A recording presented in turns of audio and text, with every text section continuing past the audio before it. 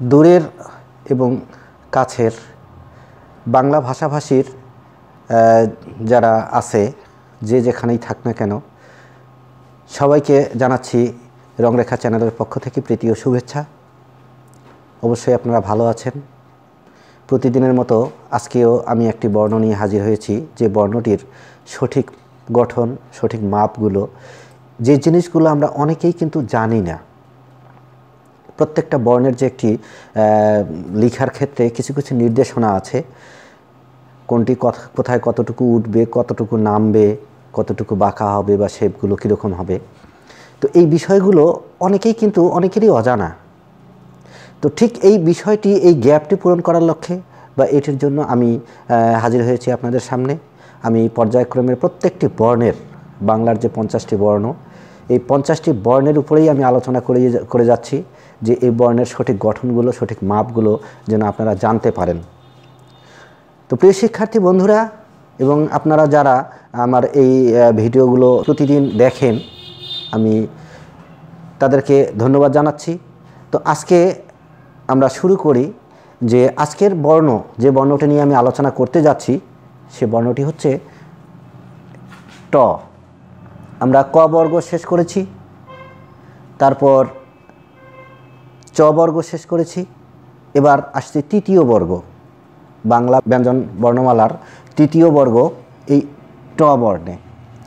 তো এই ট বর্ণটি আমরা দেখে নিই, যে এই আদি ও আসল যে বর্ণ ট, যেটা বাংলা একাডেমি স্বীকৃত এই বর্ণ, এই মাত্রা, তারপরে এই যে এখানে আমরা অধিকাংশ লেখার সময় এই জায়গাটা কোণ করে ফেলি। এই কোণ করা যাবে না, একটু গোলাকৃতি করে আমরা চলে গেলাম মাঝামাঝির একটু উপরে, তারপরে এটা শুরু করলাম, এইটা সোজা উপর থেকে শুরু করে এই যে এটি দিলাম। তো এই যে আমি বরাবর বলেছি চিকন মোটা যে শেপগুলো, এটা ছাপার বর্ণবিধায় এই শেপগুলো আমরা দেখতে পাচ্ছি। তো যখন আমরা কলমে লিখব তখন পাচ্ছি আমরা এরকম, এই বর্ণটি আমরা কলমে পাচ্ছি।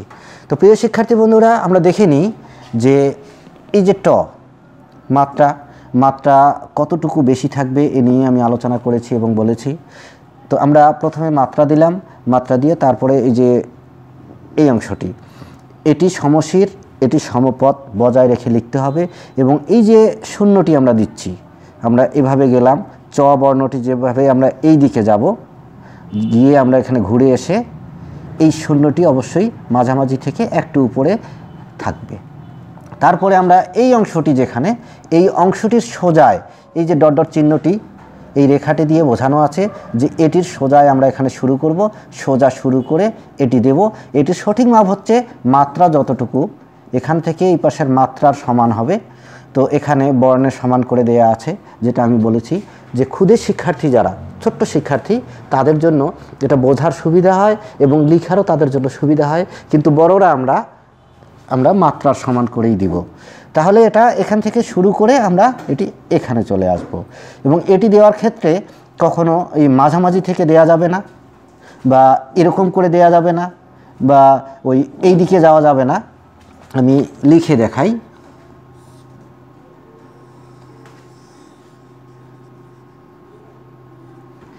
এটির সোজা থেকে শুরু করব, আমরা সোজাসুজি শুরু করে এই চলে আসলাম।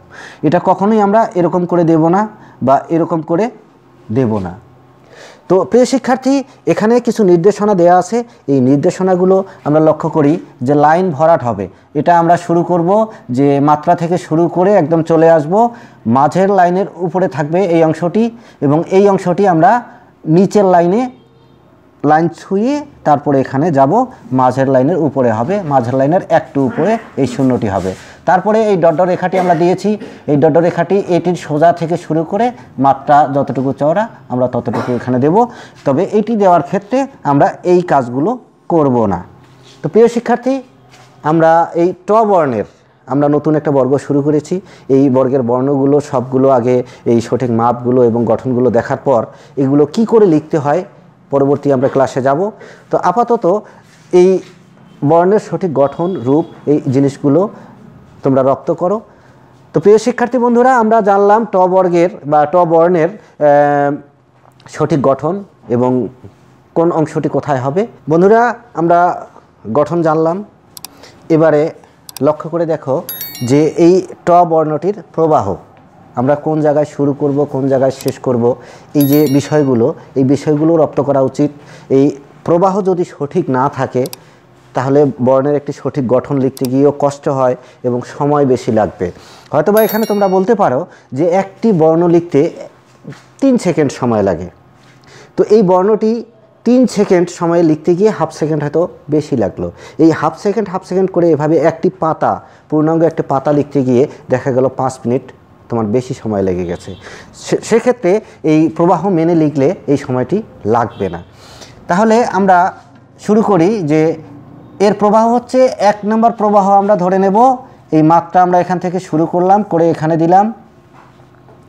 দ্বিতীয় প্রবাহ শুরু করব আমরা মাত্রায় এখানে এই 2, এখান থেকে আমরা চলে আসব নিচের দিকে, এই যে তীর চিহ্ন নির্দেশ করছে নিচের দিকে, এসে নিচের লাইন ছুঁয়ে আমরা চলে যাব এদিকে, গিয়ে আমরা মাঝামাঝি থেকে বা মাঝের লাইন থেকে একটু উপরে এইটি শূন্যটি দেব। তারপর এই যে এইটির সোজা থেকে তৃতীয় প্রবাহ শুরু করব, এটির সোজা উপর থেকে এখানে 3 নম্বর প্রবাহ আমরা শুরু করব। এখান থেকে শুরু করে এই দিক থেকে এই দিকে যাব। এটা কখনোই আমরা এই দিক থেকে এই দিকে দেব না, এটি ভুল নিয়ম। তাহলে এখানে দেখো ভালো করে তীর চিহ্ন নির্দেশ করছে যে আমরা এখান থেকে শুরু করে এই দিক থেকে আমরা এই দিকে দেব। আমি লিখে দেখাচ্ছি শিক্ষার্থী বন্ধুরা, তোমরা দেখো যে প্রথম প্রবাহ হচ্ছে এখান থেকে আমরা এই মাত্রাটি দিয়ে দিলাম। মাত্রা দেবার পর আমরা যতটুকু অংশ মাত্রা বাড়তি রাখবো ততটুকু অংশের ভিতরে এখান থেকে শুরু করে আমরা চলে আসলাম নিচের দিকে, এসে এখানে গোলাকৃতি করে, এটা কখনোই আমরা এমনটি কোণ করব না, গোলাকৃতি করে আমরা চলে গেলাম এদিক দিয়ে গিয়ে এখানে ঘুরে এসে এইখানে আমরা মাঝামাঝির একটু উপরে শূন্যটা দিয়ে দিলাম।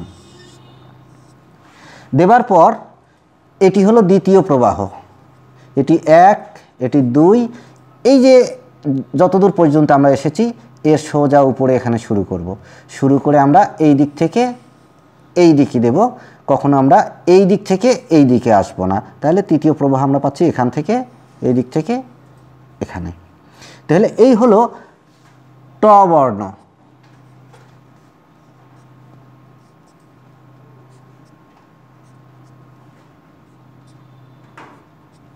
তো প্রিয় শিক্ষার্থী বন্ধুরা, তোমরা জানলে এই ট বর্গের প্রবাহ, এই বর্ণটি আমরা কোনখানে শুরু করে কোনখানে শেষ করব।